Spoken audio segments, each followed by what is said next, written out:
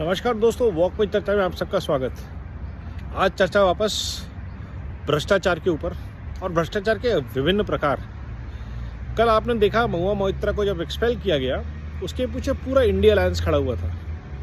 अब क्या मजबूरी थी एक अलायंस की कि एक एमपी जो clear cut case of corruption में दोषी पाई गई हैं और जिनकी सदस्यता बर्खास्त कर दी गई है, उसके पीछे पूरा अलायंस खड़ा हो गया। और पीछे कौन खड़ा था? सोनिया गांधी, अधीर रंजन चौधरी खड़े थे, जो ममता बनर्जी को गालियां देते हैं, जो कहते हैं कि ममता बनर्जी के पॉलिटिशियंस करप्ट हैं, जिनके यहाँ से करोड़ों रुपया मिला।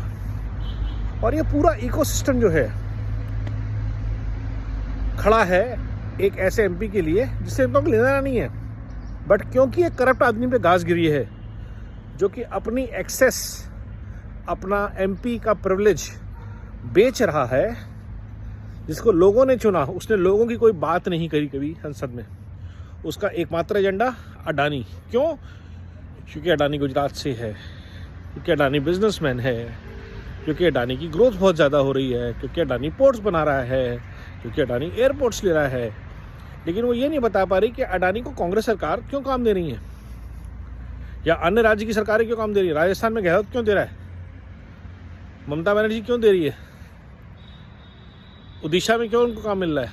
कि मतलब सब करप्ट है जो आपके पीछे खड़े हुए थे। पैरेलली क्या होता है कि एक जगह छापा पड़ता है और 200-300 करोड़ रुपया कैश एक राज्यसभा एमपी के पास से निकलता है। अब राज्यसभा में कौन लोग आने चाहिए? जो पढ़े लिखे हैं, जो अचीवर्स हैं, या जो धन्ना सेठ हैं, जो पॉलिटिकल कैंपेन्स को बैंकरोल करते हैं। इतना पैसा किस लिए पड़ा हुआ था? यकीनन किसी पॉलिटिकल कैंपेन्स के लिए या तो आया होगा या वहाँ से कमाया होगा। तो ये जो भ्रष्ट तंत्र है पूरे देश का, जिसके ऊपर कभी हमने सुना नहीं था पिछले कई सालों में, दशकों में, कि कहीं से 100 करोड़, 200 करोड़, 500 करोड़, 1000 करोड़ पकड़े जा रहे हैं। लेकिन आजकल ये 64 करोड़ का बोफोर्स कांड था। बोफोर्स कांड सोचिए, मात्र 64 करोड़ रुपए के लिए राजीव गांधी की सत्ता चली गई थी आज के ज़माने में मात्र। और आज ममता के एक एमपी के घर में इतने पैसे मिलते हैं, उड़ीसा में एक एमपी के घर में इतने पैसे मिलते हैं। डीके शिव कुमार जो हैं वो अरबों रुपए का बैंकरोल कर रहे हैं, बिजनेस किसी का पता नहीं है। राहुल गांधी ग्लोबल ट्रैवल करते हैं साल में 10 बार, खर्चे कहाँ से पूरे हो रहे हैं किसी को पता नहीं, कोई सवाल नहीं पूछता। सबसे अचंभित करने वाली बात है कि कोई सवाल नहीं पूछता। एमपी की सैलरी से तो चल नहीं रहा है। और जब आज़ादी के टाइम पे नेहरू जी ने अपना सब कुछ देश को समर्पित कर दिया था, तो फिर पैसा कहाँ से आ रहा है? ये बातें जो हैं, ये भ्रष्ट तंत्र जो पिछले 60-70 साल से चल रहा है, उसने देश की ना सिर्फ अर्थव्यवस्था को, समाज को मिलने वाली सुविधाएं को, भारतीयों के हक को, हम भारतीयों की जो मॉरल वैल्यूज़ हैं उसको कितना डिग्रेड कर दिया है कि हमारा इन सबको देखकर हमारी पलक नहीं झपकती। कोई बात नहीं, एमपी है, इसके पास तो लैंड रोवर बनती है, नहीं बनती है। एक एमपी के पास लैंड रोवर नहीं बनती है। एक एमपी का फार्म हाउस नहीं हो सकता। एक ब्यूरोक्रेट का गोल्फ लिंक्स में घर नहीं हो सकता। एक नेवी के चीफ का 1000 करोड़ का होटल नहीं हो सकता। एक एमपी का, एक एक्स चीफ मिनिस्टर का इंग्लैंड में, ऑस्ट्रेलिया में होटल और रिजॉर्ट नहीं हो सकते। हमने इसको नॉर्मलाइज कर दिया है।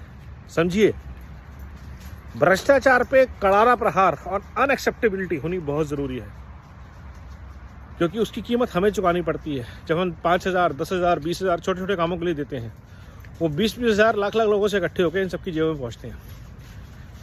जो क्रैकडाउन करप्शन के ऊपर चल रहा है वो अभी भी बहुत ही कम है। एंटी करप्शन यूनिट को बहुत पावरफुल बनाना पड़ेगा, क्योंकि उसको भिड़ना है बहुत पावरफुल ब्यूरोक्रेट्स और पॉलिटिशियंस के नेटवर्क से। बिजनेसमैन तो बहुत बाद में आते हैं। बिजनेसमैन अगर 1000 करोड़ बचाता है तो 1000 करोड़ कहीं ना कहीं लगाता है, किसी बिजनेस में लगाता है, और वो टैक्स चोरी नहीं करना चाहता। सरकार जीएसटी ले रही है ना। Cash is not corruption. Corruption is when you don't have a source for that cash, you cannot justify the source for that cash. गमले में गोभी उगा के करोड़ों रुपए का टर्नओवर वाले लोग देश में सांप्रदायिकता की बातें करते हैं, वो चिंता का विषय है। और एक बार फिर से भारत को बार बार जागना पड़ेगा इस भ्रष्टाचार के रक्त बीज के खिलाफ। जो एक परिवार है जिसकी जड़ों में ये पूरा इंडिया अलायंस का बसा हुआ है, जो कि कल हमने देखा। महुआ मोइत्रा की फोटोग्राफ देखिए और उस पीछे खड़े हुए लोग देखिए। फारूक अब्दुल्ला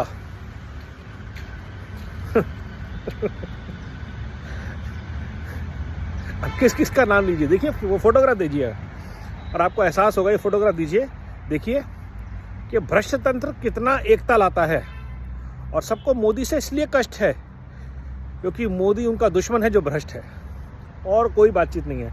सांप्रदायिकता मोदी जी सुनते नहीं है, ये है इगोइस्टिक। क्यों सुने भाई तुम्हारी पेज 3 पार्टीज में आने के लिए, ताकि आप उन्हें क्योंकि भ्रष्ट नहीं कर पा रहे अपने तरीके से। आपको लग रहा था 2-4-5 साल में आ जाएगा, नहीं आया। 10 साल में आ जाएगा, नहीं आया। अब आने वाला नहीं है, तुम्हारे तंत्र का हिस्सा बनने वाला नहीं है। तो इसलिए भ्रष्टाचार पे होता रहे करारा प्रहार ज़रूरी है। मोदी सरकार, वंदे भारत, वंदे मातरम।